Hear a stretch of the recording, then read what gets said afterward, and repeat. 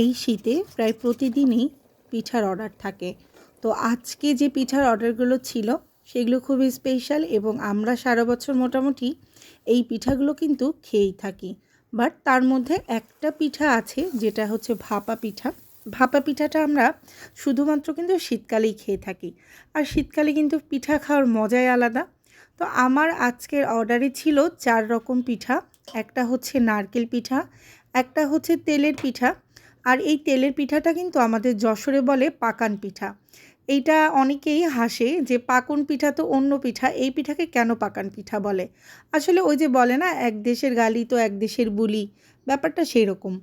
তো যাই হোক, এই যে আমি নারকেল পুলি বানিয়ে ফেললাম, ভেজেও ফেললাম। এর আগে আমি তেলের পিঠা অথবা পাকান পিঠা যেটাই বলেন সেটাও করে ফেলেছি।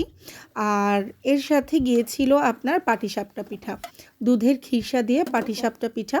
এই পিঠাটা আমাদের প্রত্যেকটা পিঠাই আমাদের অরিজিনাল খেজুরের গুড় দিয়ে তৈরি হয়। আর এই যে ভাপা পিঠা, ভাপা পিঠার আসলে বানানোর ক্লিপটা নেওয়া হয় নাই অনেক ব্যস্ততার কারণে। আর সব পিঠাগুলো এভাবে রেডি হয়ে গেল আর চলে গেল ডেলিভারিতে। তো এই শীতে আপনারা কে কী পিঠা খাচ্ছেন এবং কে কী পিঠা পছন্দ করেন কমেন্টস করে কিন্তু অবশ্যই জানাবেন।